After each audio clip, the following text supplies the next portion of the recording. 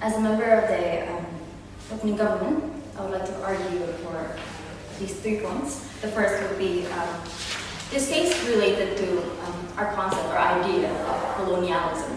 Here.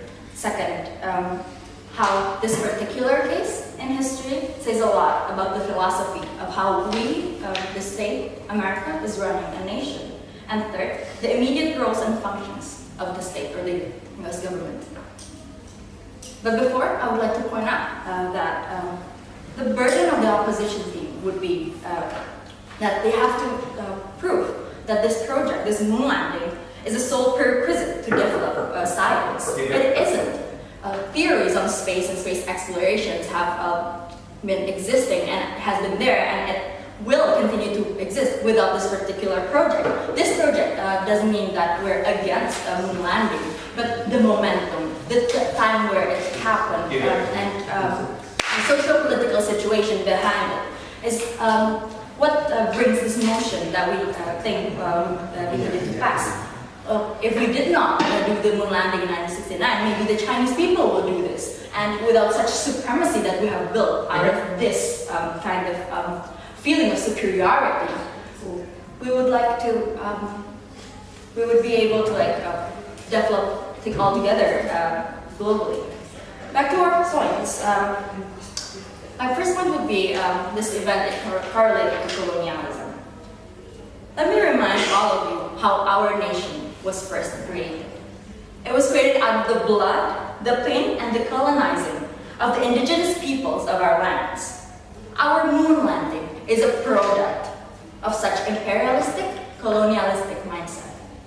This philosophically, this idea, this glorification of this event perpetuates not only the idea that we explore the space. Let's just not lie to ourselves. We don't want to just explore, we want to conquer. We want to own a particular unknown land. And we romanticize this idea. We as the government are sorry for this event. That it happened because the decisions we made in the past is actually proof that we do not appreciate and we don't value the first peoples of our nations. How do you build a nation in today's world out of that same kind of colonialistic, imperialistic mindset that hegemonizes the own people of our own countries? Secondly, we see that the glorification of this event also creates the idea within our government, within probably parts of our people, the idea of supremacy, or that USA is the number one. USA is the most successful, most self-righteous. So we see the film, we see it culturally and socio-politically today. We believe that Hollywood is the supreme example of film industry in the world. We see that all products that are American is a supreme product or industry compared to other in a more global standard. And this is so toxic for our current development as a nation and as globally as a world. Now we see how we start to collapse when we see China and people of other regions creating regional integration that might topple our supremacy, our idea or imaginary idea of being the number one. This also, to my second point or second argument, the glorification of this event is something we regret because this says a lot about the philosophy of us, of the US, of our government in running a nation. The moon landing directs the United States of America to a dreamy direction, to a hopeful, long-term, imaginary idea of this new world, that we can kind of explore the space, see the moon, and see other places where we can live, a new planet to live in. This inculcates the idea that the world we live in, that is existing right now and real, is a mess and problematic, and we perpetuate the culture of wanting to leave our worldly problems behind and finding some faraway new hopes. So then, we invest our monies in doing things that does not directly benefit the people of the United States of America. We use our money to explore the space because we are reluctant to fix the mess we have today, and instead we want to find an imaginary way of a further, faraway world, like just start anew. That's not the American dream. That's not what our country is built for. That is why this kind of mindset, if we keep it going right now, it translates into the way our government today handles crisis.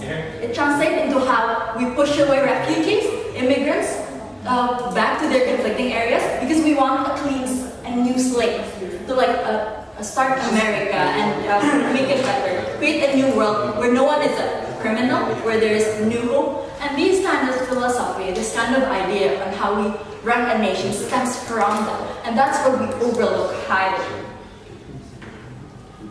Lastly, we also believe that we also really regret this event because the 1969 moon landing and that event actually negates the immediate roles and functions of the United States of America as a state. The function of a state, especially in such a crisis situation, is to use the money of the taxpayers to directly benefit the people, to create policies, decisions, to make a betterment to their lives. But instead, we use it for a more long-term project that can actually maybe be done in other momentum later or by other nations through other forms of cooperation and schemes. And the metric of success that we have during our days of moon landing and space exploration that we keep today is whether or not they land, whether or not we see a new planet, but not the good of our people right now, but not how the money is allocated well to create betterment for our society right now. So we believe that the 1969 moon landing and the effects of this event's glorification that I've been telling you and Omar has been telling you today is something we really regret, solely and mainly because we appreciate the cultural developments and the betterment of our people today. Thank you. I really